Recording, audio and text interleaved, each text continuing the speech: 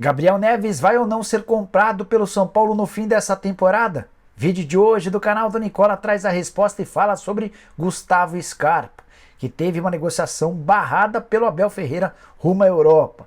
Bora te atualizar também sobre o Corinthians, que deu uma baita sorte na rodada dessa quarta-feira. Informação super importante do Cruzeiro.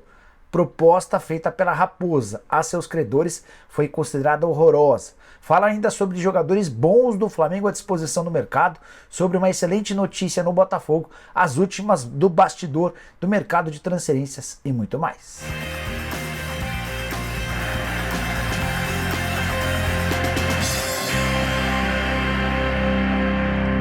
Fala aí pessoal, sou Jorge Nicola, bem-vindos a mais um vídeo do canal. Ótima quinta-feira para todos vocês e sem perder tempo, bora para as notícias. Antes só pedir para deixarem like, se inscreverem no canal e dividir uma dica super importante. Hoje eu tô aqui para apresentar para vocês o Fresh Cassino, plataforma que possui mais de 5.000 jogos, apostas esportivas, caça-níqueis, cassinos ao vivo, cyberesportes e muito mais. No Fresh Cassino é tudo fácil de acessar. Tem uma variedade gigante de outros esportes e você ainda encontra várias promoções. Dá uma olhada como esse site é legal. Sem falar que tem sempre ótimas cotações e jogos ao vivo, como aparece na tela. Vários jogos legais nessa quinta-feira: Palmeiras e Curitiba, Avaí, Botafogo, América e São Paulo. Queria mostrar para vocês as cotações desse jogo. Vitória do América pagando 2,55, empate a 3,25 e vitória do São Paulo a 2,85. Vou clicar nesse empate. Vou apostar R$100 para voltar 325. Você não vai ficar fora dessa, né? Viu como é fácil? E para começar a brincar, basta fazer seu cadastro. Você clica em criar conta, coloca suas informações e pronto. Para completar, quero te contar sobre as vantagens que você só encontra no Fresh Cassino.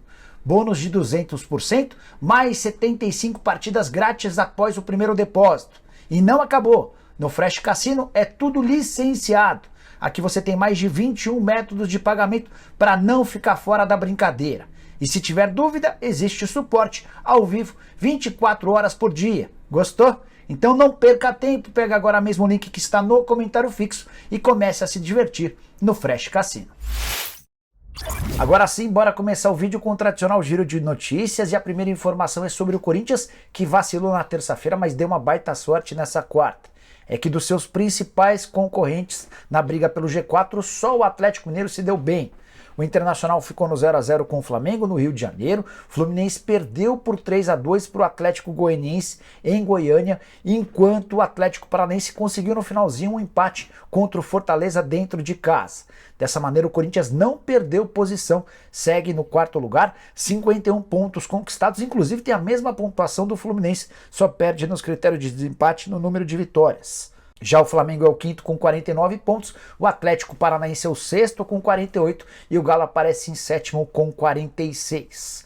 Por falar nos jogos da quarta, queria destacar que o Atlético Mineiro conseguiu sua segunda vitória consecutiva e acabou com um tabu de 13 anos sem vitória na Vila Belmiro, com os 2-1 em cima do Santos. Hulk e Nacho marcaram a favor do Galo. O gol do Nacho de pênalti foi já nos acréscimos. Já o Santos vem de apenas uma vitória nos últimos 7 jogos, sinal de alerta ligado na Vila Belmiro.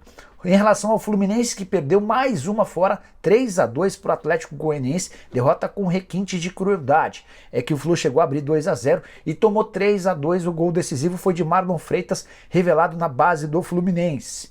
Fluminense que nos últimos jogos fora de casa são 6 partidas com só uma vitória contra o Flamengo no Maracanã, um empate contra o Santos e 4 derrotas longe do seu estádio.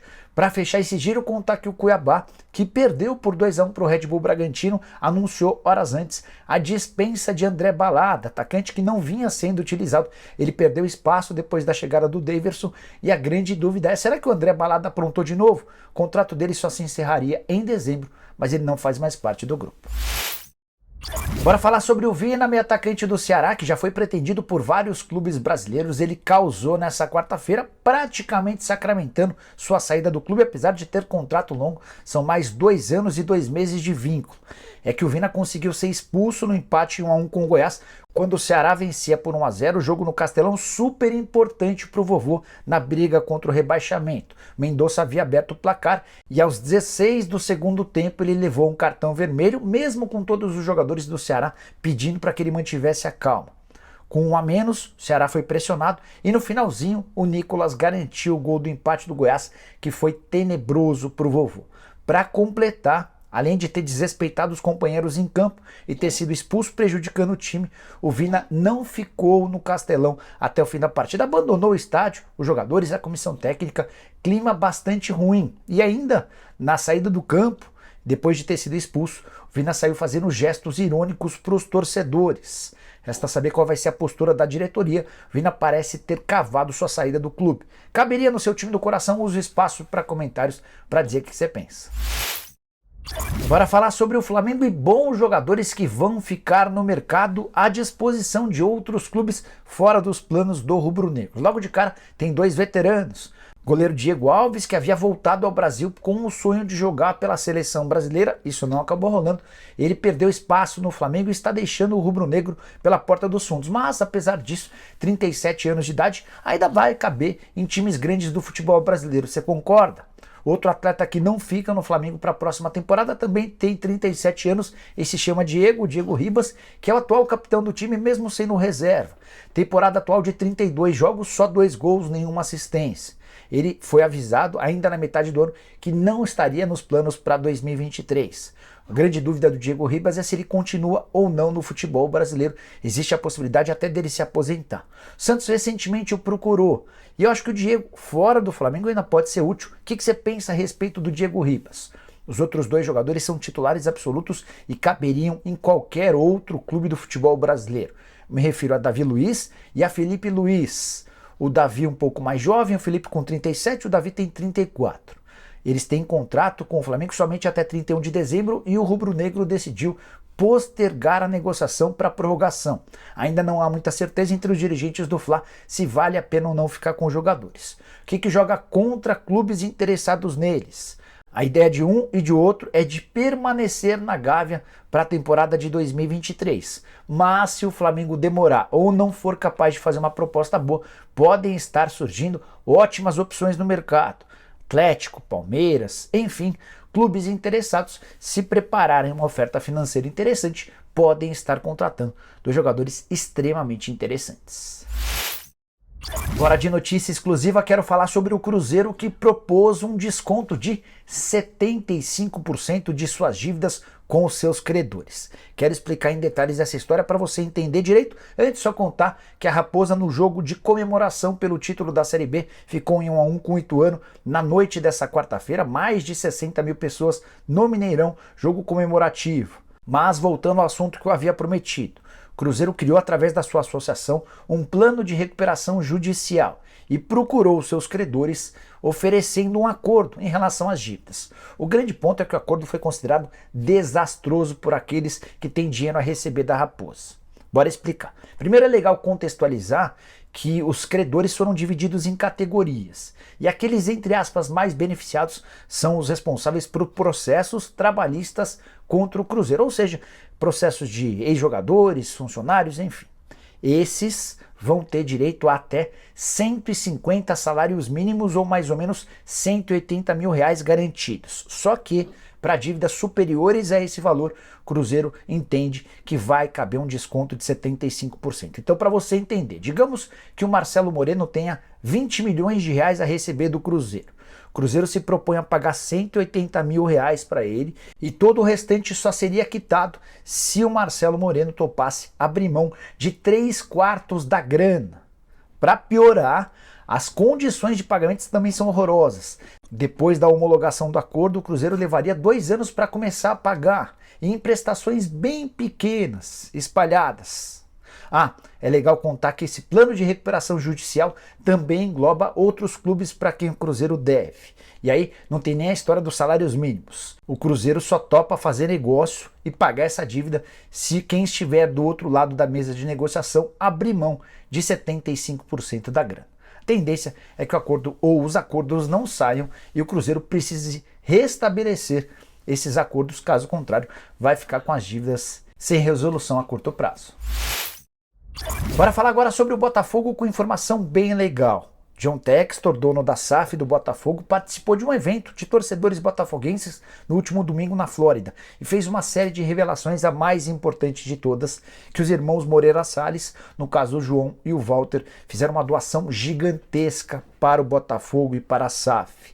Essa doação de milhões diz respeito à construção de um centro de treinamento para as categorias de base. Eles entendem que o futuro do Botafogo passa por isso e fizeram essa ajuda, ou deram essa contribuição ao John Textor com a promessa de que o empresário americano vai investir pesado na formação dos atletas e também de bons cidadãos. Esse centro de treinamento deve ter escola, vai garantir uma enorme infraestrutura e vai permitir que mesmo aqueles que não se tornem jogadores passem a ter um futuro melhor. Outra novidade desse encontro do último domingo diz respeito ao centro de treinamento do time principal. O Textor deu a entender que os atletas vão estar próximos de onde moram, levantando suspeitas de que o novo centro de treinamento para o time de cima vai ficar na Barra da Tijuca.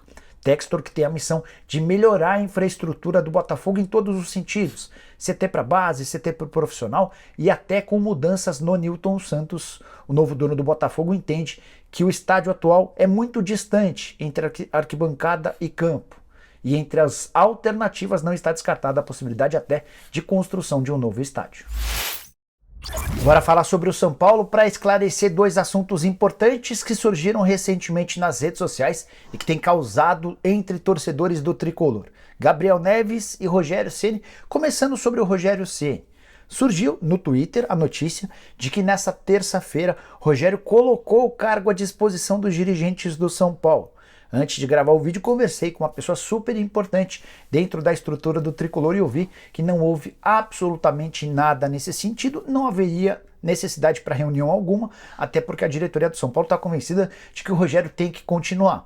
Rogério não abandonaria o São Paulo antes do fim da atual temporada, tem as 10 rodadas finais do Campeonato Brasileiro, onde muita coisa está em jogo. Sobre Gabriel Neves, o pessoal do Tiro de Meta, que é um canal do YouTube que trata sobre o São Paulo, afirmou que o Gabriel não terá seus direitos econômicos comprados no fim dessa temporada. Entre os motivos, a eliminação, o vice-campeonato na Sul-Americana e a falta de dinheiro.